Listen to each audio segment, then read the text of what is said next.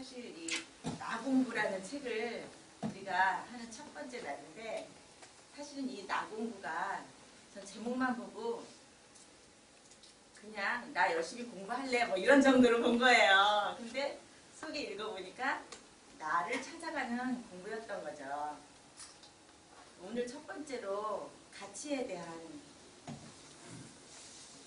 발표를 저한테 맡기셨지만, 전 사실 어제 밤늦게까지 협동조합에 관련된 네트워크 파티라는 곳을 가야만 했었고, 그것을 가는 이유는 어떻게 나눔이 이루어지는가를 제가 보고, 거기서 기업과 제가 하고 있는 공동체 소비자들의 그 연계가 어떻게 일어날 수 있을까. 왜냐하면 마을 기업 협동조합이기 때문에 기업과 공동체에 들어있는 주민들과 어떻게 연계시킬까 그 고민을 하면서 갔던 거예요. 근데 이곳을 가나 저곳을 가나 그 나눔이 필요한 곳이었어요.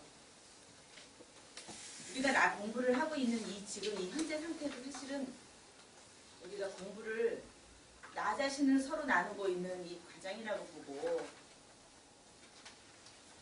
제가 사실은 이걸 가치라는 요 몇 장 되지도 않는 이 부분을 다 읽지도 못한 상태로 어제 그냥 불만 켜놓고 자다 깨다 반복하다가 아침에 일어나서 왔죠. 그러나 나에게 있어 이 50가지의 가치 카드 중에 나는 어떤 가치를 가지고 분류를 하는 작업이 있잖아요. 50개의 카드 중에 나의 삶을 이끄는 50개의 가치 카드를 이렇게 예제로 놔줬지만, 사실 전 그래요. 이런 거 없이 가치라는 것, 긍정 가치를 다 끄집어내라 그러면 50개로 될 수가 없죠. 수백 개도 나올 수 있어요. 그러나 이제 일반적으로 여기다가 이렇게 써준 것 같지만, 난 사실 이 속에 없는 걸 찾아내고 싶은 마음이 더 많았어요. 그러나 이제 여기에 있는 50개의 가치카드 중에 김성문 대표는 지난주에 그러셨죠? 여기에서 빠진 게 하나 있다고, 나눔. 여기 동사는 있지만 그 동사와 나눔은 엄연하게 차이가 나는 거다. 나눔 이외에도 우리가 생각하는 가장 중요한 가치로 보는 것들이 여기서 빠진 건 없을까? 이런 생각을 하게 됐죠. 저는 여기서 가치 카드를 일단은 제 나름대로는 찾아봤어요. 그러고 처음에는 50개 중에 내가 반으로 분류해서 반만 골라봐라. 그래, 분류를 해서 이쪽은 내 가치 카드, 이쪽은 내가 별로 소중하게 여기지 않아왔던 가치 카드라고 본다는 거를 일단은 반반씩만 분류해봐라. 그 다음에 자기가 찾은 카드 중에서 버릴 거는 한 번 더 버리고 자꾸 버려가면서 6개의 가치 카드로 종류로 남겨봐라. 이제 그런 작업 워크샵이 있었어요. 그리고 여기에 6가지 가치 카드를 가지고 있는 P과장.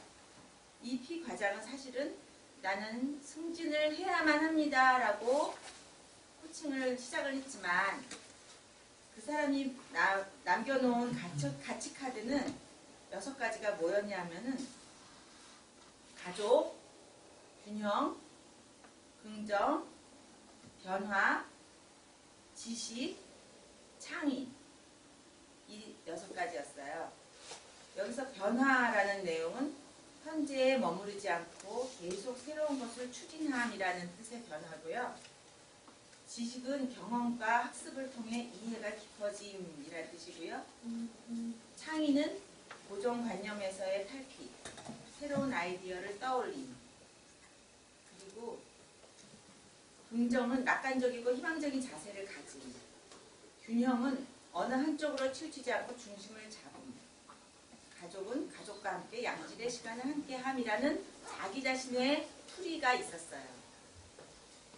그럼에도 불구하고 이 사람은 늘 제대로 사는 것 같지 않다라고 느꼈던 이유가 바로 있었는데, 그 원인은 이 사람이 선택한 가치 속에는 그 사람이 승진을 목표로 했던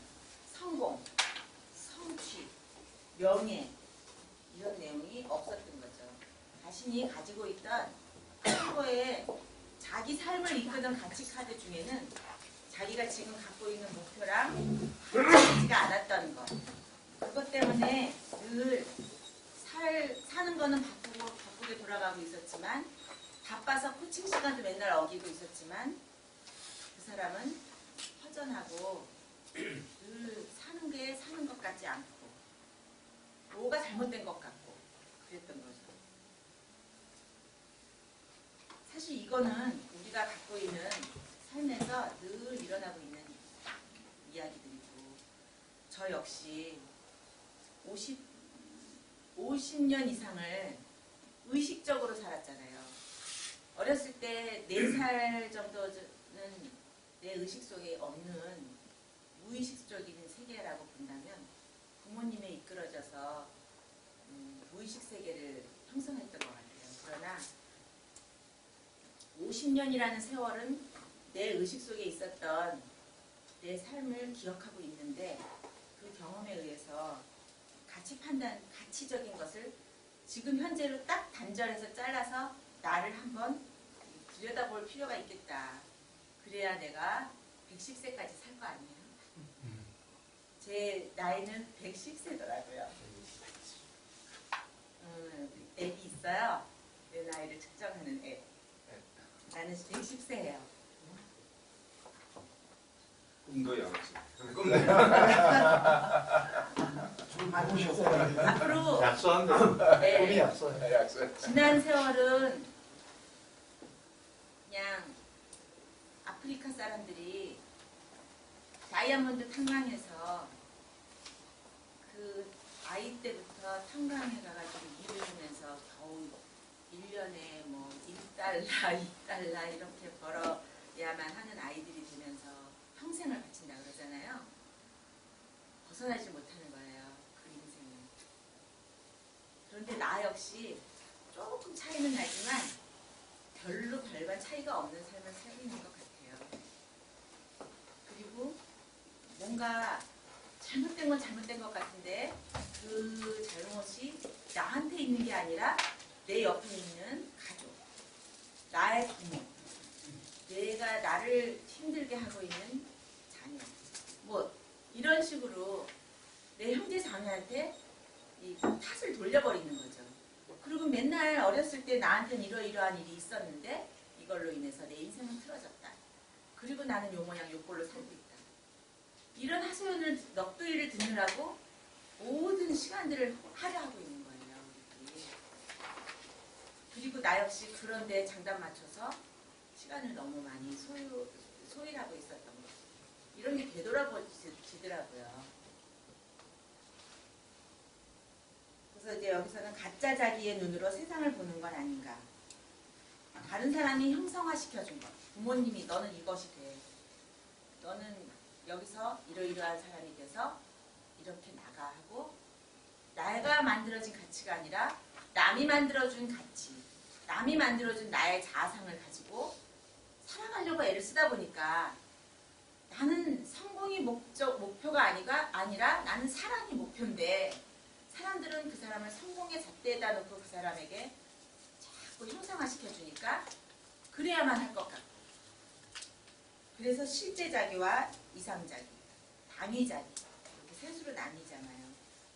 실제 자기는 지금 내가 현재 현존하고 있는 자기고 자기 모습이고 또 내가 소망하는 이상 자기가 있는 거예요.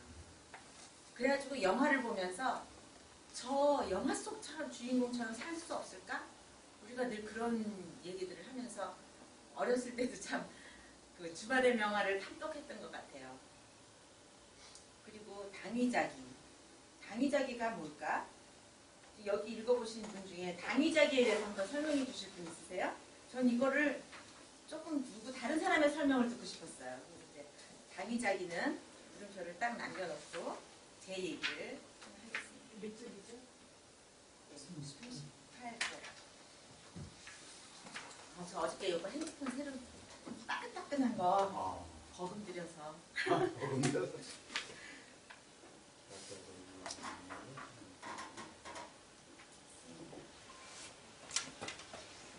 저는 핸드폰을 많이 이용해야 되는 것 같아요. 저기 메모장에 적어왔습니다.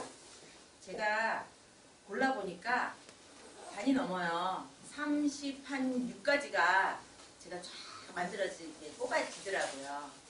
그러나 이제 36가지 중에 6가지로 뽑아보니까 여기에는 열정, 인내, 긍정, 신뢰, 지혜, 나눔 요 6가지로 제 삶의 가치가 압축됐어요. 그 이외의 것들은 뭐였냐면 빠르게 읽어보면 학습, 인정, 자율, 관용, 자존, 탁월, 도덕, 건강, 균형, 책임, 지식, 성실, 예의, 조화, 사랑, 평화, 안정, 자율, 예술, 봉사, 다양, 정직, 부유. 이렇게 제 가치가 나를 이끌어 나가고 있었던 거예요. 그리고 환경은 언제나 다양하게 내 앞에 파도처럼 들이닥치기 때문에 그때 내가 행동을 어디다가 놓고 하느냐, 이거는 우리가 이제 행동심리학에서도 많이 나오고 있잖아요. 이루는 알아. 그러나 마지막에 결정하는 나의 행동은 어디에 있는가는 요 지금 내가 갖고 있는 가치가 좌우하고 있는 거죠. 선택과 표면적인 행동, 그런 것들이 요 가치인데요. 제가 사실은 2006-7년도쯤에 찾아가는 상담봉사 한 3년 정도 한 적이 있어요. 그게 뭐냐면 저소득층 편모 가정이나 다문화 가정이나 장애인 이런 사람들을 동사무소나 구청에서 관리를 하는 세대가 있어요. 그러면 그 세대의 명단을 받아서 한 50가구 정도를 받아요. 그래가지고 찾아가는 거예요. 왜냐하면 이 사람들은 자기 스스로 문제를 해결하지 못하는 그것을 정보를 주기 위해서. 그러면 당신은 이러이러한 문제를 한번 상담해서 들어보고 구청 측에서 마련되어 있는 복지적인 내용은 이러이러한 게 있으니까 여기에 적용해서 한번 지원서를 넣어봐라. 또는 내가 연계해가지고 당신에게 임대 아파트를 할 수 있도록 복지를 찾아주는 거죠. 그런 걸 해봤는데 이 사람들이 어떤 데는 저보다 더 잘 살아요. 깜짝깜짝 놀랄 정도로 아름다운 분위기의 그 집을 만들어 놓고 그 공간 안에서 제가 가장 인상적이었던 것은 자기 자녀에게 폭력을 휘두르는 남편을 잘라낸 거예요. 그러니까 더 이상 당신은 우리 가정에서는 있는 게 더 나쁘겠어 라고 생각하기 때문에 스스로 저소득 편모 가정이 된 거죠. 그리고 또는 너무 사랑에 집착한 나머지 너무 빠르게 사랑을 선택했다가 남자가 변심을 하는 것에 상처를 받고 다시 친정 안으로 들어가서 저소득 편모 가정이 됐거나 또는 신용적인 그 불량 상태가 너무 심하니까 저소득 편부 가정이 되는 여자가 나가버린 거죠. 이런 경우가 많이 있고 또 외국에 있는 사람을 사들여 오는 노동자들이 있어요. 그런데 외국에 있는 여자를 사들여 온 노동자는요, 여기서는 막노동을 하는 사람이지만 그 여자 사들여 온 사람은요, 영어 대졸자예요. 영어 교사 하던 사람. 와서 영어 교사 충분히 할 만한 사람인데 그 막노동자의 그 생력 속에서 공포에 신음하고 있고 그 먼저 전 부인의 자녀를 돌보고 있는 상황이 되시더라고요. 이런 여러 가지 보면서 장애인 같은 경우는 다른 사람이 그 장애인을 돌보면서 약간 착취하는 것도 제가 볼 수 있었어요. 그러나 거기서 느낀 게 뭐였냐면은 사람들 속에는 가치를 나의 삶의 가치를 이끄는 것은 중요하지 않아. 나는 지금 현재 생계에서 먹고 사는 게 힘들기 때문에 돈을 버는데 노예 생활을 해야 돼. 그러니까 나한테 더 이상은 가치나 행복이나 이런 말을 하지도 마. 내 앞에서 사치야. 이렇게 말하는 사람들이 있었어요. 근데 그런 상황을 저한테도 늘 닥쳐요. 남들 보기에는 굉장히 훌륭해 보이지만 내 마음속은 극빈하게 말할 수 없는 그런 경우들을 만나고 있어요. 늘. 그래서 사람들은 당신 이렇게 부러운 존재야 라고 말할 때 난 속으로 말하죠. 당신이 내 마음을 알아. 당신이 내가 되겠어. 이렇게 그러면서 거리감이 딱 벽이 생기는 거예요. 근데 이거를 뚫으려면은 언제 막 찜질방에 가서 한번 어두컴컴한 저기 자리 아무도 우리 둘만의 대화 속에 끼어들지 못하게 하는 그런 분위기 속에서 한번 깊이 있는 대화를 한번 나눠봅시다. 그러면 내가 속을 다 놓고 얘기를 해볼게. 속으로 이런 말을 하고 있는 거예요, 저는. 그러나 그런 사람 만나기 어렵더라고요. 왜냐하면 친정은 친정대로의 나를 들여다보는 눈이 있어요. 그러니까는 내가 무슨 어려운 말을 하면 굉장히 가슴 아파하거든요. 그러니까 말 못해.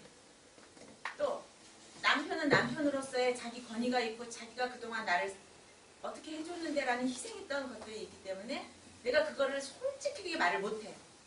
왜냐하면 그거는 내 마음속에 그 사람에 대한 몸이 들어있기 때문에.